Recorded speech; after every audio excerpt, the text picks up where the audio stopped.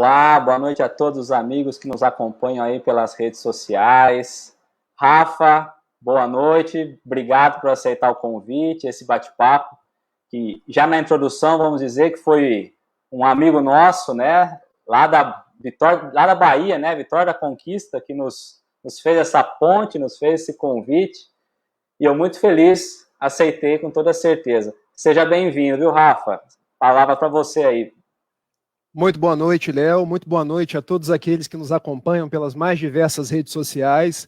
Eu quero dar o boa noite ao Wallace, lá de Vitória da Conquista, que me propiciou conhecer você hoje, poder estar nesse programa conversando sobre os desafios do movimento espírita pós-pandemia, porque a gente sabe que alguma coisa vai mudar, já está mudando, e outras tantas coisas nós precisamos mudar.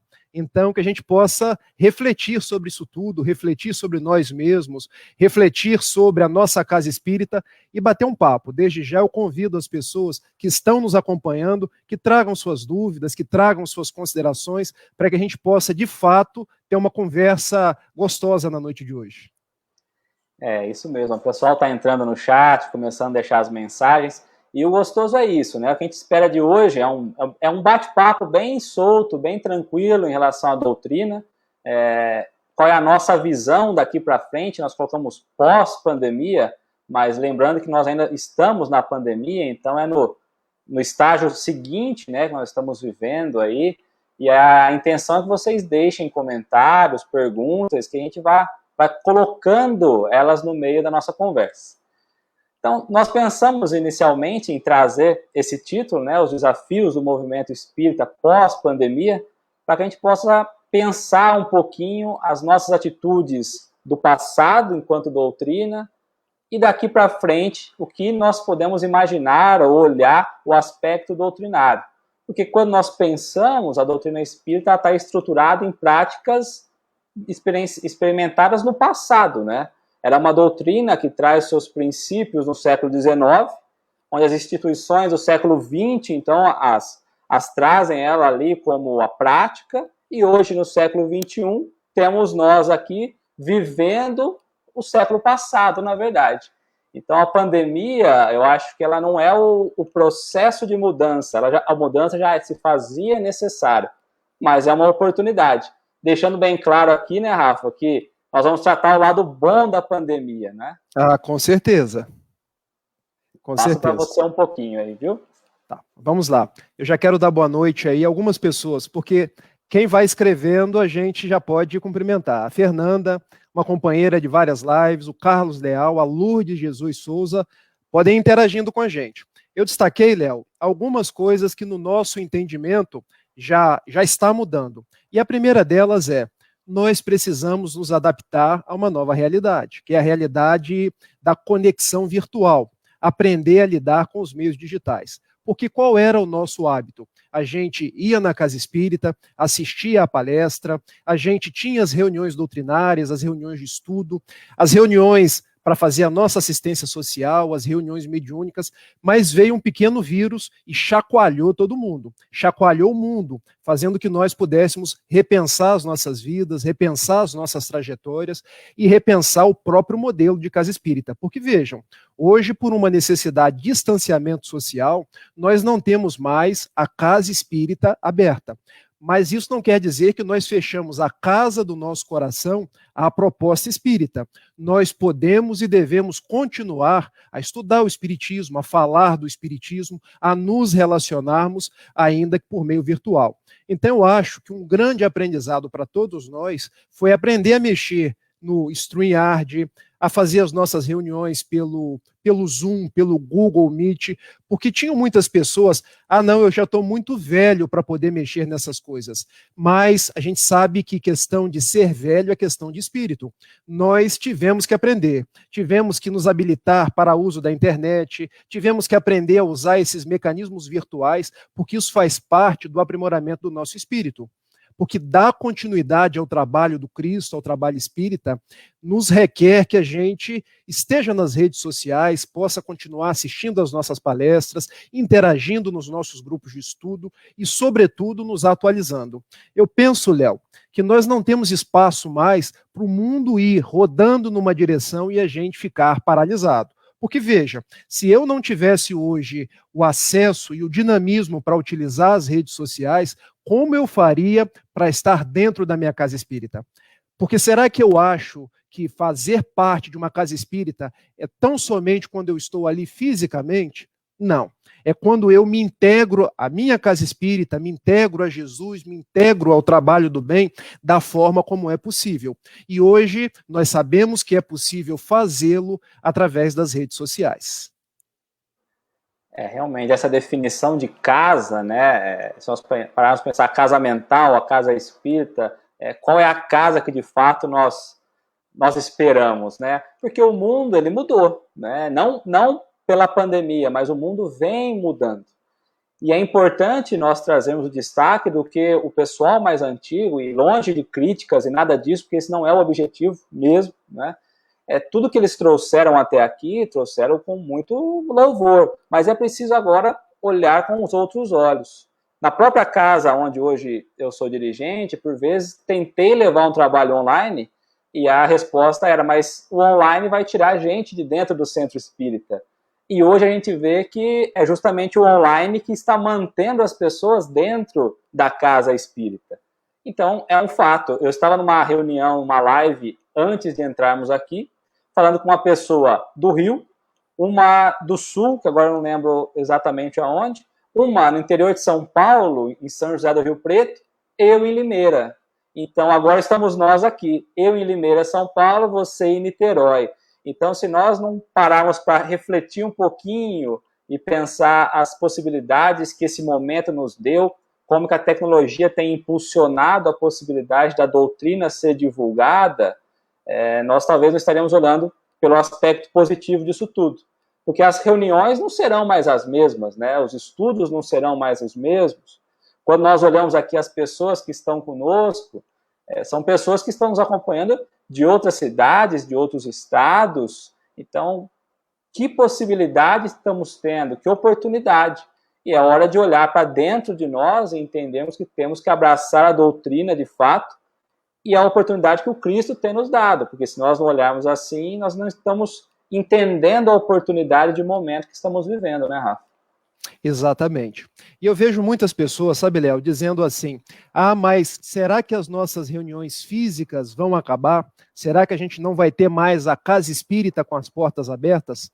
E eu costumo dizer, e eu falo isso amparado nas palestras do Divaldo, nas palestras do Haroldo, que o modelo virtual veio para ficar. Ele não veio para terminar com o modelo físico, porque daqui para frente nós teremos um modelo híbrido. Nós teremos a possibilidade das nossas palestras físicas, das nossas reuniões de estudos físicos, mas nós vamos agregar a isso a possibilidade virtual. Porque vejam, a gente tem a palestra na nossa Casa Espírita aqui em Niterói, às quartas-feiras, 8 horas, que hoje é assistida por companheiros dos mais variados estados, por companheiros que estão nos Estados Unidos, por fundadores da nossa SEF, Sociedade Espírita Fraternidade, que já estão fora de Niterói há alguns anos e que hoje podem estar conosco, podem nos acompanhar pelas vias das redes sociais. Então, nas nossas reuniões para frente, nós teremos aqueles que quiserem e puderem estar na casa espírita, mas também teremos aqueles que de casa, às vezes por uma dificuldade de enfermidade, às vezes por alguma dificuldade de não poder se locomover, de estar num outro lugar, vão nos assistir pelas redes sociais. Então, a proposta é um trabalho híbrido para que a gente possa cada vez mais alcançar um maior número de corações. E aí a gente vai caminhando. A Fernandinha, né? Ela coloca aqui, né? Antes da pandemia, estávamos fazendo as coisas no automatismo, dando a impressão que estávamos cumprindo a obrigação. Hoje, quando eu paro para refletir sobre as atividades que eu mesmo fazia, a maneira como fazia, todos os dias dentro da casa espírita, né, naquela mesma rotina, de fato a gente está vivendo num automatismo, no mecânico ali, sem expressar de fato o lado espiritual. muitas vezes para cumprir a obrigação de estar ali, de abrir a casa, de ter que receber as pessoas, e esquecíamos o lado espiritual. Os cursos vinham naquele modelinho quadrado, fechadinho, né? Da mesma maneira que nós aprendemos, nós passávamos para frente, e aí agora tudo surge diferente. É o momento de colocarmos nós não mais no automatismo, mas de forma espontânea, de fato abrir o nosso coração, de colocar o nosso propósito, o nosso desejo, a nossa vontade de divulgar a doutrina. E eu vejo isso, e a gente vê tanto essas conexões, essas pontes sendo criadas, e eu me remeto a Kardec toda vez. Porque Kardec, quando nós olhamos, a gente estava acostumado a ficar fechadinho na nossa casa espírita, né? E Kardec fez o movimento contrário. O Kardec abriu, né? Ele mandava cartas para outros locais traziam dificuldade absurda, locomoção, né? Navio, quanto tempo demorava. E hoje estamos nós aqui a um segundo, a um clique, né? Então, a doutrina, eu vejo nesse automatismo, na verdade, a doutrina perdeu muito a força de avanço, porque ficamos acomodados, né? Exatamente. E quando a gente pega lá na questão 909 do Livro dos Espíritos, ela traz uma palavra que nos falta muito enquanto cristãos, enquanto espíritas, que é a palavra vontade. Nós podemos tudo, nós podemos vencer a nós mesmos, nós podemos vencer as nossas más inclinações, nós podemos melhorar a nossa divulgação espírita, nós podemos nos conectar mais. E o que falta? Falta uma coisa chamada vontade. Porque o dia que nós exercitarmos essa vontade, que diz o espírito Leon Denis na obra O Problema do Ser, do Destino e da Dor, que é uma das potências da alma, nós poderemos fazer as mesmas coisas com mais qualidade e fazermos ainda mais. Então depende de nós sermos cada vez melhores servidores do Cristo e dar aquilo que estiver dentro das nossas possibilidades em prol do trabalho do amor, em prol do trabalho da divulgação. Porque divulgar o Espiritismo é a gente se aprimorar para que a mensagem chegue aos mais variados corações. Não adianta eu fazer tudo do mesmo jeito que eu fazia há 50, 40, 30 anos atrás. Porque as pessoas mudam, os tempos mudam. Eu costumo lidar com jovens numa mocidade espírita. Se a gente lidar com os jovens de hoje, que já não é nem a geração X nem Y, mas é a geração Z, da mesma forma que foi a minha mocidade espírita, e olha que eu já estou quarentão, a gente já não chega no mundo dos jovens, porque os jovens hoje são high-tech, eles conseguem fazer várias coisas ao mesmo tempo, eles são inquietos, eles gostam de tudo contextualizado com a realidade, então a gente precisa chegar na realidade das pessoas. Então eu acho que essa pandemia, pegando pelo seu aspecto positivo, ela deu uma chacoalhada na nossa forma de fazer as coisas, na nossa forma de estudar, na nossa forma de praticar a caridade, porque tem muita gente, Léo, que pensou assim, com a casa espírita fechada, como é que eu vou praticar a caridade? Bom, mas quem disse que eu preciso de casa espírita aberta para praticar a caridade? Porque vejam, nós estamos aqui numa conversa fraterna, envolvendo outros corações, dentro das nossas pequenas possibilidades, mas praticando a caridade, falando de Jesus, fazendo circular bons propósitos. Porque muita gente acha que fazer caridade é, com a casa espírita aberta, ter uma cesta básica e doar para alguém. Mas eu posso, por uma rede social, conversar com uma pessoa que está num momento de crise, num momento de dificuldade, doar o meu ombro amigo, levar uma mensagem de consolo. Eu posso, se eu sou músico, levar as minhas músicas às redes sociais. Não há ninguém tão pobre que não tenha nada para dar, nem ninguém tão rico que não tenha nada para receber. Então depende de cada um de nós, depende de nossa vontade fazer com que o trabalho espírita seja cada vez mais bem feito, porque, em suma, é o trabalho do Cristo. E por isso, não é a casa espírita fechada, não é a pandemia que há de nos impedir, porque isso depende de nós. E trazendo o Cristo nesse exemplo, né, que é o nosso modelo e guia, né, Cristo não foi Cristo quem fundou a igreja, as igrejas, depois do Cristo. Então, Cristo não tinha uma casa propriamente dita, né? E se hoje nós temos a casa espírita, é porque ela tem um propósito, ela tem um significado. Herculano vai trazer muito isso. Se nós soubéssemos qual é a importância da casa espírita, qual é o fundamento da casa espírita, o Espiritismo já teria sido o maior movimento cultural e religioso. Então é preciso compreender quais são os aspectos que nos colocam a estar numa casa. A casa é o lugar que vai nos dar a base, vai nos dar as informações. Mas hoje a gente percebe que Cristo está em todos os lugares. Nós ouvimos dentro do movimento espírita falar que é preciso ir ao centro, de fato é, né? Mas não da maneira como nós estávamos, sem pensar e sem refletir. O Cristo já nos disse, onde estiver 2 ou mais reunidos em meu nome, lá eu estarei, não é? Então, o Cristo está conosco em todas as nossas atividades, desde que sejam para o bem. E para o bem não é só fisicamente na casa espírita, ela pode ser virtual. E eu tenho presenciado muitos amigos, eu sou uma dessas pessoas também, que nessa oportunidade de conexão, de conectividade e tudo mais, fui convidado a me desenvolver um pouco mais na questão da fala, do apresentar, do pesquisar e do buscar. Esse momento é um momento onde as pessoas estão mergulhadas na informação, no conhecimento, em ter mais aprendizado, e isso é muito importante, porque antes a gente vivia ali das mesmas informações sem questionar, e Kardec nos coloca a todo momento, é preciso trazer a razão, é preciso questionar, está certo, está errado, qual é o meu ponto de vista? Até o modo de, eu questiono muito isso, até no modo de ensinar, né? Porque às vezes nos cursos, eu falo pessoal, é preciso trazer as perguntas de vocês, as pesquisas de vocês, porque se só uma pessoa fala, o outro fica na posição de escutar, de ouvinte, e aceitar tudo o que é dito. E esse momento de chacoalhar, a gente busca informação de um lado, busca informação do outro. Eu vou ouvir o Rafael falar de uma coisa num lugar, daqui a pouco o Leonardo fala outro mesmo tema, outros pontos, eu junto tudo isso, e aí eu começo a formar a minha ideia, o meu ponto de vista. Isso é muito importante. Orson, um grande beijo para você, meu amigo. O Orson acabou de entrar ali também, ó. Falava com ele um pouco antes de nós falarmos aqui. Boa noite, meu querido Orson. A Neuza, esposa dele, também está aqui, né? Oh, que coisa boa. Tá cheio de gente aí. Cheio de gente inteligente, a gente aqui nas nossas limitações. Nas nossas limitações, exatamente, Léo.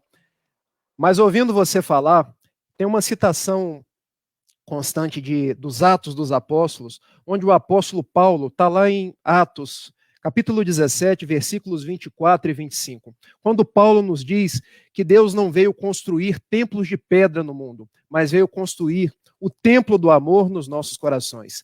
E talvez a pandemia tenha nos convidado a pensar exatamente isso, porque se fechou a casa espírita, é para que nós pensássemos que nós somos o templo vivo, e que nós podemos ser a casa espírita, a igreja, a presença de Jesus, onde nós nos encontramos. Porque onde nós estão os bons propósitos, está a nossa vontade de agir, de atuar no mundo, de praticar o bem. Onde nós estivermos, nós podemos fazer o nosso melhor, divulgar o evangelho. Ainda há poucas semanas, cerca de 2 semanas, eu estava num programa com Orson, conversando sobre a vida de José Raul Teixeira, porque eu sou aqui da Sociedade Espírita Fraternidade em Niterói, e aprendi com José Raul Teixeira que a gente é Jesus, a gente representa o Cristo, representa o Evangelho, onde nós nos encontramos. Então, quando a gente fala, a gente deve expressar Jesus no nosso falar. Quando a gente age, quando a gente interage com alguém, quando a gente está fazendo os mínimos detalhes no nosso cotidiano, é Jesus que nós devemos expressar. E Raul dizia uma coisa para mim, meu caro Léo, que nós conhecemos o cristão, o espírita, até quando se abre uma porta. Porque a pessoa estouvada, a pessoa de mal com a vida, quando vai abrir uma porta, faz aquela algazarra. Se tem pessoa dormindo, acorda. Se tem pessoa que precisa de uma concentração porque está estudando, ela perde a concentração. Mas o espírita, ele vai abrir a porta, ele abre devagarinho, para não incomodar ninguém, para ser aquele homem de bem nos mínimos atos. Então essa pandemia, ela fez com que nós buscássemos o templo dentro da gente, para que nós nos reconectássemos a Jesus e buscássemos de onde nós nos encontramos fazer o que estiver ao nosso alcance. E eu tenho visto as suas iniciativas, as iniciativas do Orson, as iniciativas de vários outros palestrantes espíritas, muitos eu nem conhecia. E quando eu ouço uma live de vocês, quanto me enriquece. quanto me traz de conteúdos nobres, conteúdos para o meu dia a dia. Porque a gente tem duas escolhas. Ou eu posso ligar a televisão e ficar ouvindo só notícia ruim, só notícia triste. Não é que a gente vai se desinformar, mas que a gente pode escolher estar com uma música agradável, com um programa espírita, com uma boa entrevista, com uma leitura nobre, porque isso também é praticar o bem, é pensar no espiritismo, é pensar que a casa espírita está em nós, que nós não precisamos ir até lá para que a gente seja esse templo vivo. É isso mesmo, e é o cuidar, né, eu falei no começo, mas é o cuidar da nossa casa mental para que nós possamos abrir as portas àqueles que precisam de uma forma sã, né, uma forma que possa de fato ajudar, porque você fala de a gente estar fazendo as palestras, as iniciativas, mas muitas iniciativas, né, muitos amigos que eu conheci nesse momento e que nos trouxe uma visão totalmente, não diferente, mas complementou de uma maneira ímpar.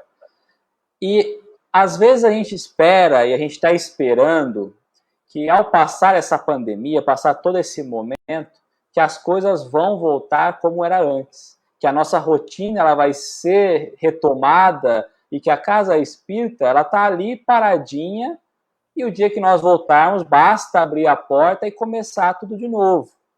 Eu acho que não é esse o momento, né? O momento, de fato, é de reconstrução, de avaliar o ponto em que nós estamos, em, de fato, tirar as escamas das nossas vistas, poder tornar a enxergar mais uma vez, e aí sim, entender quais são as bases que nos fortalecem, quais são as bases que vai nos propiciar avançar, progredir com a doutrina. Porque a gente vê muitos conteúdos do passado, e conteúdos riquíssimos, mas a gente não vê a construção e a criação de conteúdos a partir daí nos tempos modernos. A todo momento nós nos referenciamos ao passado e é importantíssimo, mas é uma linguagem difícil, é uma linguagem que nos requer um certo esforço e talvez seja o momento de olharmos para isso e falar, por que não trazer os tempos atuais? Por que não colocar vontade, como você colocou, bem lembrado na questão 909, e ultrapassar essas dificuldades? O que eu posso entregar para o movimento espírita? Ou melhor, o que eu posso entregar ao outro de uma forma diferente? De fazer o outro caminhar um pouco mais leve, ou fazer com que o outro enxergue diferente, não como ele está acostumado, não como nós estamos acostumados, mas de fato de enxergar com o coração, com a alma, como espírito. Eu falo muito isso, e no dia a dia, as minhas ações, eu paro para pensar. Eu ainda não ajo assim, mas depois que eu faço a ação, eu paro e analiso da seguinte forma. Nós somos espíritos, nós viemos para progredir, nós viemos para avançar. As decisões nossas precisam ser decisões pautadas na vida futura, entendendo que a vida continua depois do túmulo. As ações que eu tenho praticado, ela tem trazido esse aspecto espiritual? Tenho refletido como espírito? Qual é a minha obrigação como espírito? Quando eu falo sim, eu entendo a importância desse sim no progresso meu e no progresso do outro. Quando eu falo não, eu compreendo o crescimento ou a desconstrução que eu estou oferecendo. Então é preciso, ao levantarmos, ao acordarmos pela manhã, parar e refletir. Hoje eu preciso caminhar como espírito. Separar o que é material e o que é espiritual. Porque senão a gente mistura. E aí ficamos nós aqui aguardando a porta do centro abrir para retomar a nossa vida de novo. Exato. Léo, você já percebeu que já que a gente está falando de desafios do movimento espírita pós-pandemia, nós já traçamos alguns. O primeiro desafio foi repensar a nossa necessidade aí de nos conectar com as redes sociais, né? De aprendermos a lidar com as ferramentas e cada vez utilizarmos mais em prol dos trabalhos espíritas. Num segundo momento, nós falamos da caridade, que não é exercida tão somente dentro da casa espírita, mas nós somos o templo da caridade que podemos fazê-la onde quer que nós nos encontremos. Você também trouxe aí uma outra vertente, que é a necessidade de nós nos espiritualizarmos cada vez mais, nos darmos conta que nós somos espíritos imortais e precisamos agir como tais, porque a gente é espírito 24 horas por dia. Então eu devo aprender a agir como um imortal no meu trabalho, nas minhas relações familiares, na forma como eu me relaciono com as pessoas, porque tem muito espírita que se faz espírita tão somente dentro da casa espírita. Que chega lá, começa a abraçar todo mundo, até a voz modifica. Fica aquela voz mais suave, chama todo mundo de confrade, de confreira, e os jovens da mocidade me perguntam assim, nossa, confrade, confreira, que troço velho. Porque jovem é assim, né? Tem essa veia assertiva. Mas é porque dentro da casa espírita que a gente quer ser aquilo que a gente ainda não é. As nossas bestas, feras, na linguagem freudiana, já que você é um estudioso da psicanálise, a gente demonstra no nosso dia a dia. Então, a pandemia talvez seja um momento da gente ressignificar e entender que no nosso dia a dia nós devemos agir tal qual o Evangelho de Jesus, fazendo essa curva daquilo que nós vivemos, estávamos vivendo antes, para a forma como nós devemos viver de acordo com o Evangelho de Jesus. Eu quero agora trazer um quarto desafio. Eu não sei se você concorda comigo, mas já que nós estamos aí num papo aberto, que é o seguinte, nós vivemos tempos de muita intolerância, tempos onde eu considero as pessoas minhas adversárias porque pensam diferente de mim. E nós acabamos nos tornando reféns disso dentro do próprio movimento espírita. Quando a gente olha pela internet, pelas redes sociais, parece que os espíritas se despem do próprio senso de caridade quando vêm outros espíritas que, por pensarem diferente, acabam sendo considerados uns adversários dos outros. Então, uma proposta que eu tiro dessa pandemia é o seguinte: nós tivemos que nos unir para enfrentar um adversário comum, que é o vírus.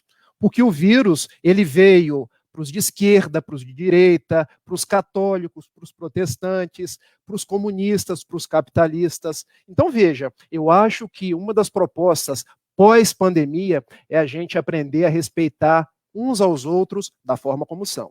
Não é porque nós somos espíritas, nós temos a nossa centralidade em Jesus, em Kardec, nas obras espíritas, que nós vamos perder a nossa singularidade. A nossa forma de ver o mundo, a nossa forma de entretecer as nossas coisas na sociedade na qual a gente vive. Então, quando eu olhar para você, Léo, você olhar para mim, a gente tem a nossa centralidade. O Evangelho, Jesus, a prática do amor, mas sem um querer modificar o outro, sem um querer combater o outro, porque eu acho que a pandemia também nos trouxe essa responsabilidade de nos amarmos mais, de nos respeitarmos mais. E quando acabar essa pandemia trazendo esse novo normal, que deve ser o normal de dias melhores, dias diferentes, nós possamos respeitar as singularidades de cada um, mas nos unirmos naquilo que é comum, passarmos a agir mais em prol do espiritismo, em prol do bem, deixando as diferenças de lado.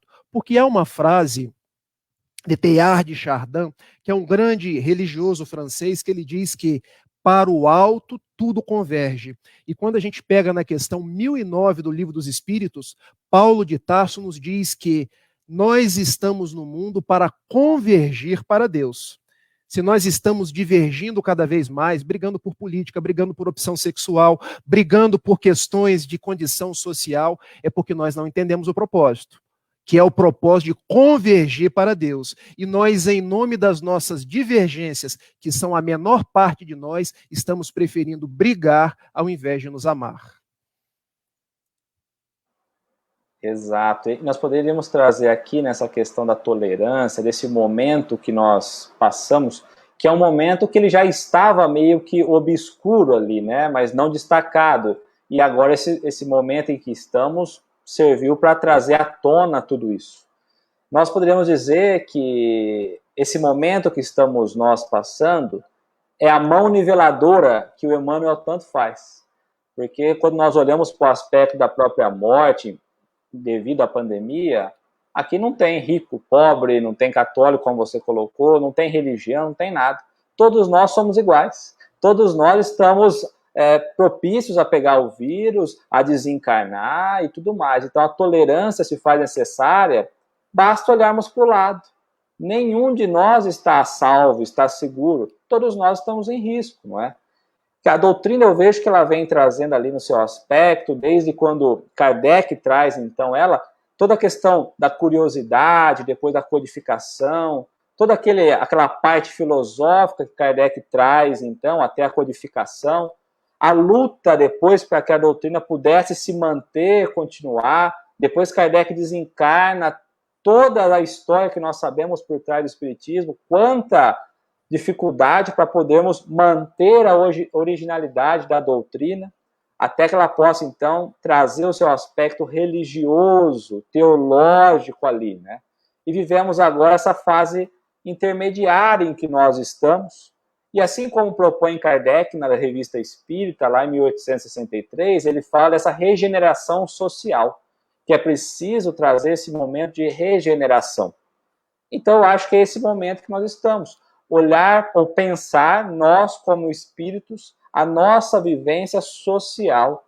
Porque é justamente quando nós nos colocamos em sociedade, nessas experiências, nessa vivência, que nós vamos entender a importância do outro. Como que o outro pensar diferente, ou como o outro agir diferente, me faz pensar sobre aspectos que eu não pensaria. Que eu viveria no automático, pensando que o meu ponto de vista é certo. E quando algo no outro me incomoda, é hora de parar e pensar, porque às vezes não é que o outro está errado. Às vezes o nosso ponto de vista não é o correto. Nós ainda não aceitamos. Então é hora do quê? Parar, respirar um pouco e entender que muitas vezes o aspecto ali que nós estamos vivendo, ele traz vários pontos, vários prismas, não é? Existe o nosso olhar, o olhar do outro e um olhar superior, que vai mostrar todos os lados da história. E quando nós nos posicionamos como espíritos e sabemos, então, que nós somos hoje a soma de tudo que fizemos no passado e que seremos amanhã o que nós estamos fazendo hoje, nós já estivemos no erro do outro. Ou nós estamos vivendo um erro que o outro já percebeu que está errado, por isso ele age diferente. Então a tolerância se faz totalmente necessário para que nós possamos evoluir, para que nós possamos progredir como espíritos, né? Porque esse é o nosso real objetivo. Exatamente. E ainda a tolerância, ela é um verdadeiro guarda-chuva que nos traz inúmeras possibilidades de discussão. Porque uma outra coisa, quando nós precisamos pensar em movimento espírita, nas federativas, na nossa Federação Espírita Brasileira, é que nós temos a nossa casa espírita, temos a nossa casa espírita, temos as nossas atividades, temos o amor àquela casa espírita, mas nós não podemos pensar só dentro dos muros da nossa casa espírita. Nós precisamos construir pontes. Eu acho que o mundo do futuro será um mundo onde nós paramos de construir muros ou de ver dentro de muros para construir pontes. Construir pontes com a casa espírita do vizinho, construir pontes com outras cidades, com outros países, porque o movimento, em suma, é o movimento do Cristo. Hoje eu estou aqui de Niterói, conversando com você que é de São Paulo, e nós podemos estender isso a outros países. Nós vemos, por exemplo, a Jussara Korngold, que é lá dos Estados Unidos e está nas mais variadas lives. Nós vemos companheiros da Itália, do Reino Unido, porque o movimento espírita é algo que vem para ajudar na regeneração da humanidade. Porque a gente estava se dividindo muito, construindo a afeição do Antigo Testamento, muitas torres de Babel. Porque o Léo tem esse pensamento, é diferente do meu, vai para lá e eu venho para cá. Castas, pensamento gregário, pensamento que Emmanuel, no livro Vinha de Luz, nos fala que é pensamento de facciosismo.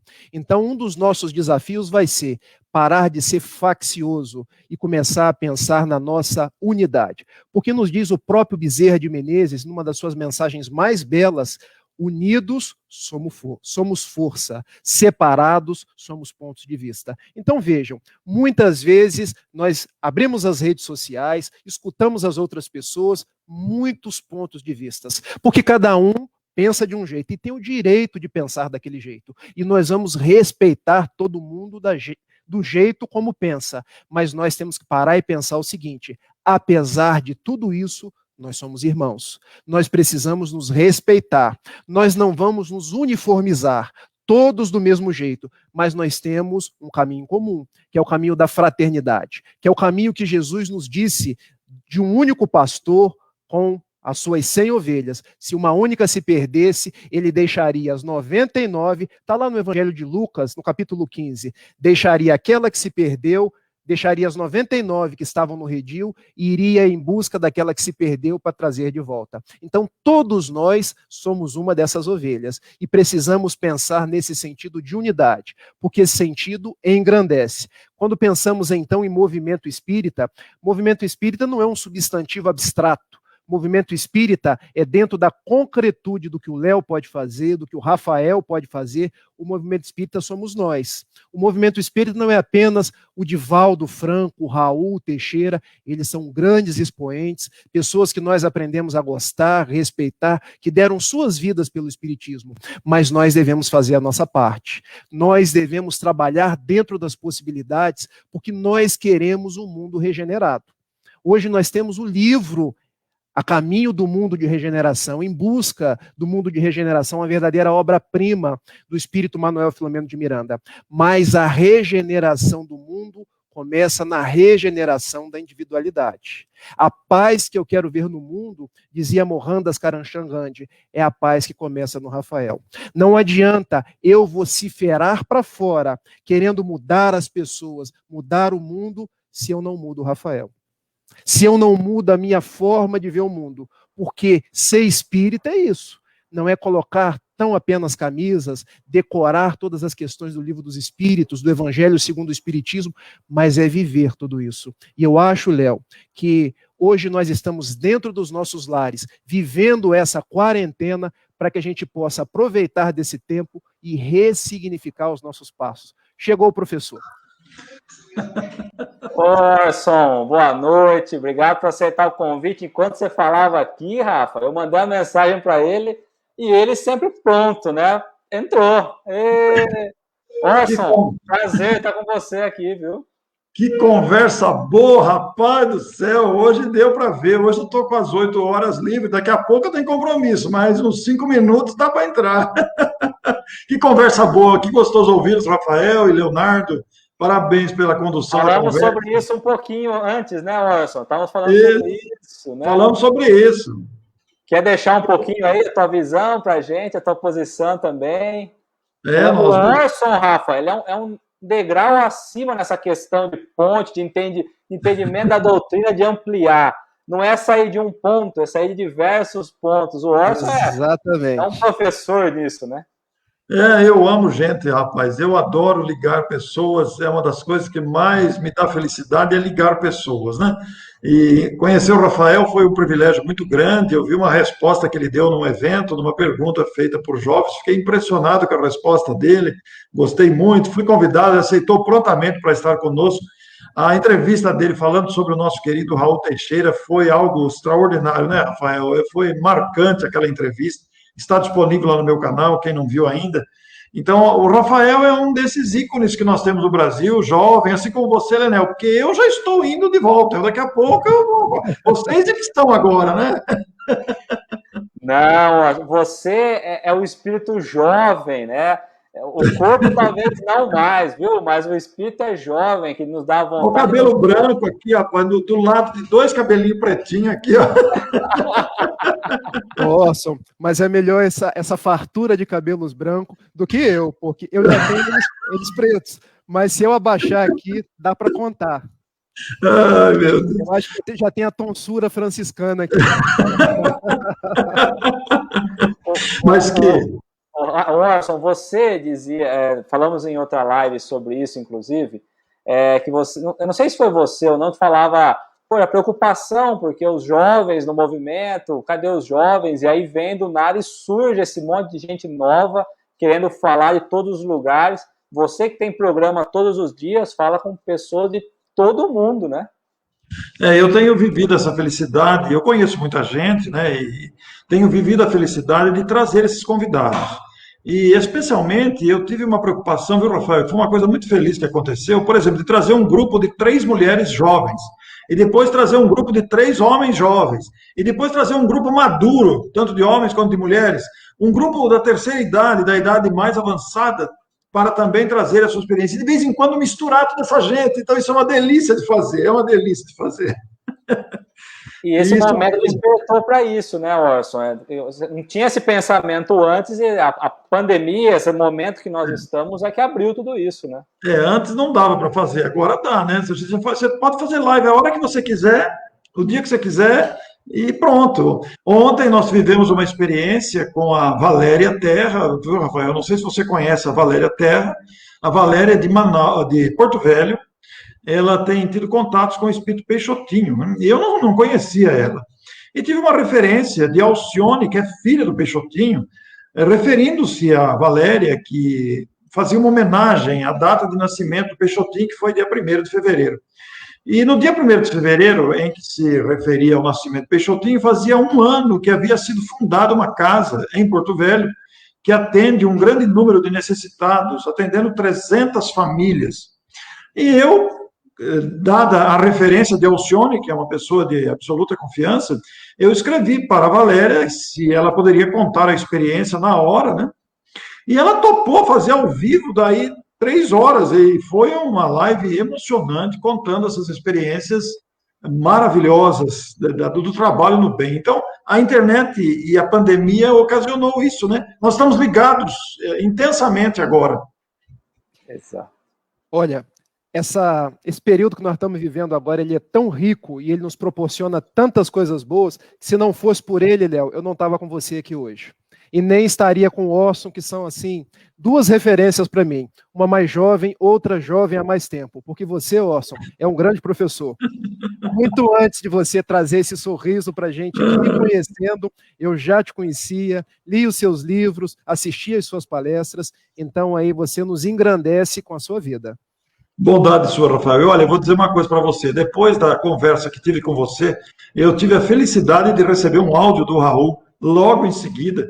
E receber um recado do Raul é uma coisa impressionante, né? Porque a gente gosta muito do Raul, é uma criatura muito marcante na nossa vida também, né? Então é muito bacana tudo isso, viu?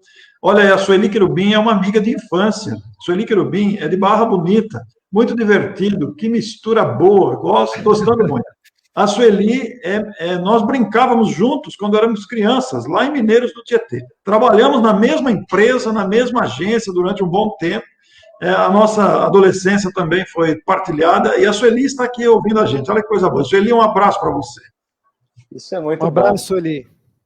Agora, nós temos nesse momento muito material e muita informação, né, surgindo de todos os pontos, né? É uma preocupação que eu acho que a própria federativa vai ter que, em algum momento, olhar para isso, se é que tem como dar atenção a tudo isso, né? Porque nesse momento mesmo nós temos mais umas 10, 20, 30 lives acontecendo, ou muito mais no Brasil e no mundo, né? Então, é preciso também esse número de informações que nós recebemos, porque agora a gente recebe informação de todos os lados, a todo momento somos bombardeados. Então, acho que é o momento de olhar o que nós estamos recebendo mesmo e analisar. Voltar à época de Kardec, né? Parar e analisar o que nós estamos recebendo em mãos, né? Vocês falaram coisas preciosas. Eu quero cumprimentá-los e agradecê-los. Viu? Parabéns pelo trabalho que continua. Eu posso desencarnar tranquilo que o trabalho vai continuar. Eu digo isso, viu, Rafael? Porque quando eu era moleque, eu ia no centro, eu tinha lá meus 12 anos, eu ia no centro, tinha uns 11 anos por aí, e via meu tio Pedro Carrara com o Livro dos Espíritos de pé, lá na ponta da mesa, lendo a pergunta e a resposta do Livro dos Espíritos. Eu pensava comigo, nossa, quando esses velhos morrerem, o espiritismo vai acabar. Santa inocência, né? Porque há uma renovação permanente, como nós estamos referindo agora, né? Tem uma moçada aí impressionante trabalhando, quanta gente nova trabalhando abertamente. Isso é muito saudável. Eu fico muito feliz com isso. Eu também, pode ter certeza. Mas, Léo, você falou uma coisa interessante aí.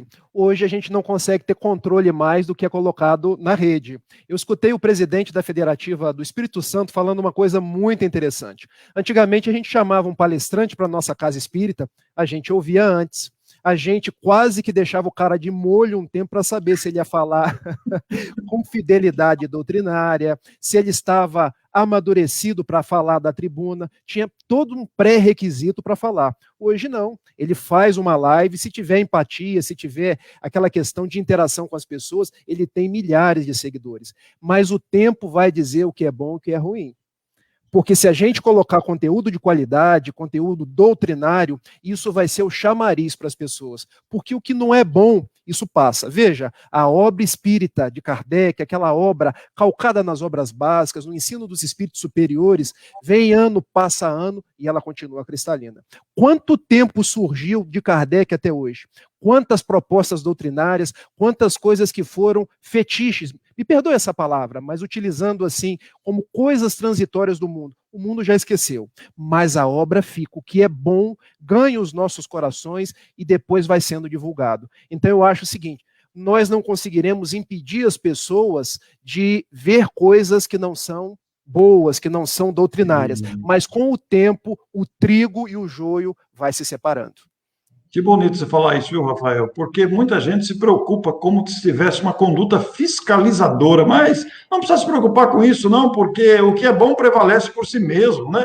O que não serve vai desaparecendo naturalmente. Exatamente. O tempo vai fazendo isso, né? O joio e o trigo é justamente isso mesmo. Deixa crescer, espera aparecer, dá um momento correto de ver o que é um, o que é o outro, identificar tudo isso, né? Isso é muito importante. Então, é preciso dar oportunidade para as pessoas que querem, de fato, falar. Né? Quando nós olhamos o próprio Kardec na Revista Espírita, ele faz muito isso, né? O testar, o ver, escutar todos os lados. É preciso, não é? Trazer esse ponto. Então, é importantíssimo. Acho que é um momento que a gente vive de abrir aí o coração de quem quer falar e poder, de fato, entender as preciosidades que tem no caminho. O Orson faz muito isso também, Rafa, estimulando as pessoas que muitas vezes não gostam de falar, não querem falar. E vamos conversar, vamos bater um papo, porque não precisa ser uma palestra, não precisa ser uma live sozinho, pode ser um bate-papo, como fizemos aqui, é uma conversa entre amigos, né? É uma roda de conversa, né? Exatamente. Ô, Léo, o que você acha da gente aproveitar o Orson e fazer uma pergunta para ele? Porque Orson... Eu sou visitante. Mas é um visitante ilustre. Orson, você tem compromisso às 9? Depois das 9. Ah, então tá bom. Estou me lembrando da obra de André Luiz, quando aquele habitante das esferas superiores, ele vem e se materializa para que possam ser feitas algumas experiências, alguns aprendizados. Orson é aquele habitante que chegou aqui para nos ajudar. Sabe aquela carinha assim no Facebook?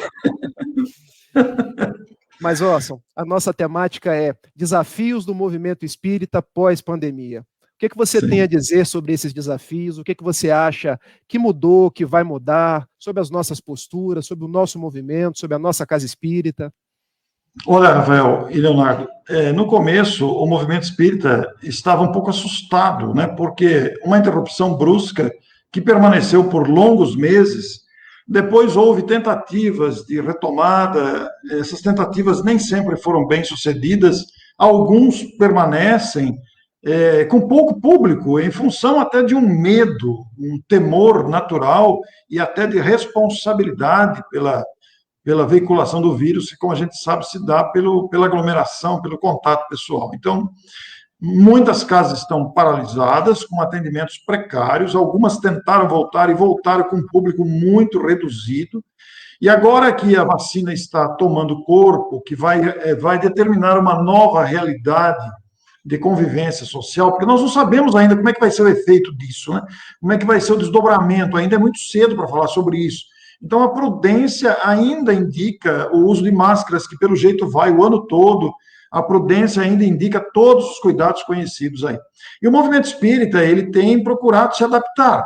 E eu penso, Rafael e Leonardo, que o movimento espírita se adaptou muito bem, porque soube aproveitar esse, você disse aqui na live no começo, né?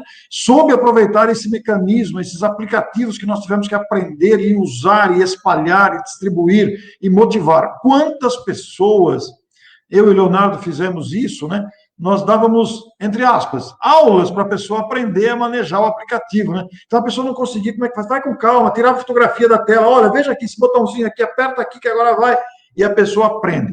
Então o movimento espírita, ele aperfeiçoou-se na tecnologia. Eu penso que isso foi até um treinamento para os novos tempos que virão.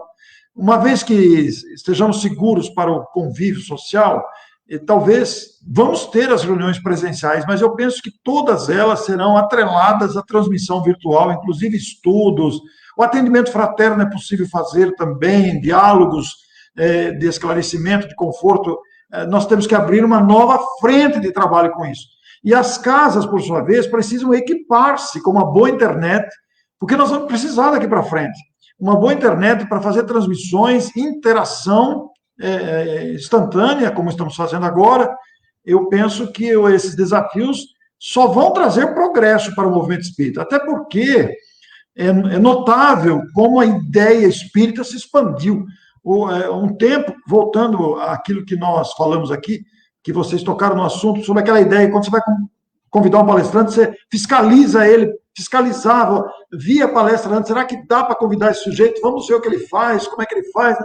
Essa cultura acabou agora, porque está todo mundo colocando a sua boca para falar, né? Mas a seleção vai acontecer naturalmente, porque o discernimento ele se tornou maior em conhecer o que é correto, o que é ridículo, o que é mal conduzido, porque também a gente vê às vezes posturas ridículas, antidoutrinárias, deturpadoras, mas isso não afeta o conjunto, isso não afeta a grandeza, porque estamos amadurecendo simultaneamente ao desafio tecnológico, estamos amadurecendo também doutrinariamente. Então, eu penso que os desafios de agora são muito salutares, vai abrir uma nova vertente, uma nova realidade. Você imagina, apenas mais alguns minutos, que daqui a pouco eu tenho que sair, mas a Valéria, que eu falei, a Valéria Terra, lá de Porto Velho, deu uma ideia que está pipocando na minha cabeça agora, e eu vou falar com o Léo, ainda não falei, mas eu vou falar com ele, e outros amigos. Eu vou só dar um spoiler aqui. Ela lançou a ideia, lá em Porto Velho existe o Delivery da Caridade. E eu achei sensacional o Delivery da Caridade. E eu vou falar com o Léo, nós vamos montar uma estratégia para criar uma motivação em alguns companheiros, em algumas cidades, para montar esse sistema de arrecadação e distribuição em favor da população mais carente, mais necessitada, tanto de gêneros alimentícios, quanto de roupas e recursos que muitas famílias necessitam. Eu achei fenomenal você usar essa expressão, delivery da caridade, que naturalmente você, explicando isso, ampliando isso, a gente vai conseguir sensibilizar muita gente. Isto já é um resultado, Rafael, desse desafio que nós estamos vivendo. Quer dizer, a imaginação tem que funcionar. Você aí na CEF, que atende população carente também, vocês tiveram que se reinventar. Então, isso é fruto desse novo momento que estamos vivendo. É o progresso doutrinário, é nós nos olharmos mesmo como doutrina, como ser, como espírito, muito mais importante do que o passe, mais importante do que a água, né? O que você colocou agora, a internet, mas pensando na internet, a Casa Espírita vai precisar da internet, mas ela vai precisar compreender a questão dessas pontes verdadeiras, desses pontos das ações, que só vão acontecer se estivermos unidos, não mais individual, não mais. É lógico que o progresso ele é individual de cada um, mas vivendo no coletivo, né? Não podemos viver como sendo apenas uma unidade, mas como sendo todos nós. É o momento, de fato, de nos olharmos como irmãos e pensar qual é o meu próximo, né? Não é mais aquele que está na Casa Espírita, também aquele, mas não só aquele, né? Então, muito bom. Uma coisa Fernandinha gostou da ideia, ó. Sensacional. Vamos começar com a Fernandinha. Ela assistiu a palestra, eu vou recortar um pedacinho, ainda tem um trabalho por cima disso, viu, Fernando? Uma coisa que a minha última participação, que depois você me remove, Leonardo, senão eu vou ficar entusiasmado aqui, eu preciso ir embora. A gente finaliza também já, né, Rafa, depois, né? Uma coisa que eu gostei muito, Rafael, foi a flexibilidade que a virtualidade deu para nós. Um tempo nós estávamos presos à locomoção e aquele horário rígido, fixo. Agora não, ela é flexível, você adapta reuniões, você adapta encontros, debates, ideias, você adapta tudo. Eu gostei muito desse aspecto. Rafa, bom, então eu quero agradecer a você. Obrigado, viu? Me libera aí, viu, Leonardo? Me libera aí. E, Rafael, muito obrigado pela sua presença, eu te cumprimento com carinho. Nós gostamos muito de você, viu? A recíproca é verdadeira, viu, Orson? Conte grande comigo, beijo, conte com as minhas orações. E o que precisar, estamos às ordens. Muito obrigado. Tchau. Obrigado, Orson. O Rafa, eu acho que foi uma... Deixa eu remover o Orson aqui, senão ele não consegue ir. Aí, pronto. Eu acho que foi uma contribuição imensa, né, que o Orson nos trouxe, esse olhar. Nossa, mãe do céu. Muito, muito bom, né? Eu tenho um carinho muito grande por eles, né? Até pelo aprendizado que ele nos traz, essa carga doutrinária, né, que nos abre os horizontes, não é? Ô, Léo, eu quero assim, eu sei que a gente está caminhando já para o nosso encerramento, mas você se lembra das diretrizes de Joana de Ângeles para a Casa Espírita, da década de 90? Sei que o Léo é muito novo, gente, mas ele deve se lembrar. Era um triângulo equilátero, onde ela propunha no vértice superior a palavra espiritizar. E na base do triângulo, duas palavras, eram as palavras qualificar e humanizar. Talvez a gente consiga resumir nessas três palavras da benfeitora, nesse triângulo, espiritizar, qualificar e humanizar, os nossos desafios para pós-pandemia. E por que isso? Observem, as pessoas estão sofrendo, as pessoas estão desencarnando, a dor está campeando, então nós precisamos levar a mensagem espírita. Até porque o benfeitor Emmanuel nos diz no livro Estude Viva que a maior caridade que nós podemos fazer ao espiritismo é a sua própria divulgação.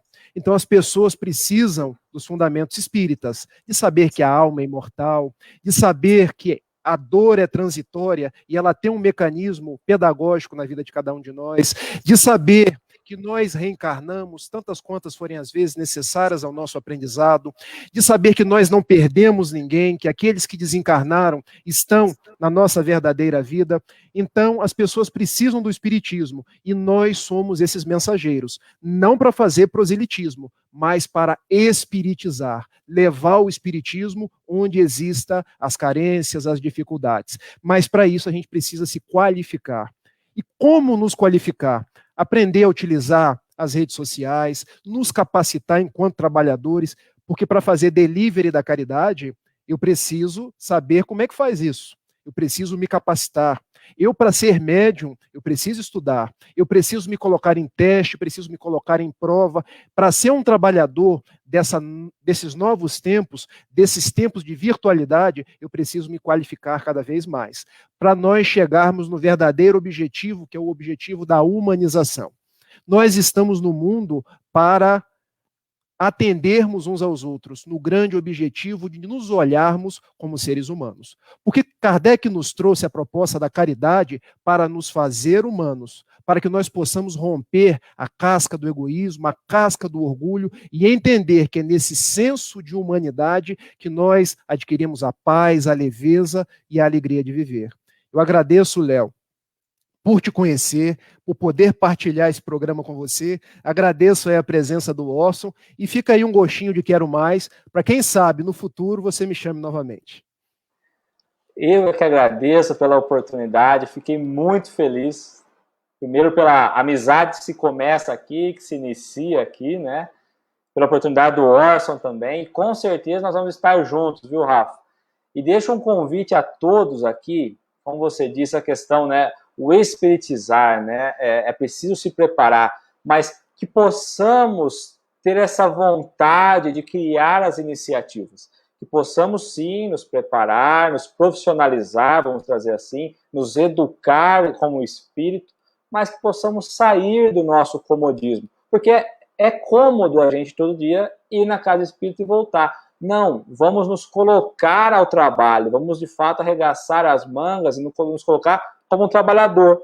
Quando o trabalhador está pronto, o trabalho aparece. Então, que estejamos nós aí dispostos, com a vontade firme, como o Evangelho nos coloca, a fim de que possamos, de fato, contribuir nesse progresso, nessa evolução, nessa regeneração que começa dentro de nós, começa dentro das nossas ações, não é? Rafa, muito obrigado mais uma vez, obrigado a todos os amigos que nos acompanharam, que estiveram conosco nas redes sociais. Um grande beijo no coração de todo mundo, um beijo para você, para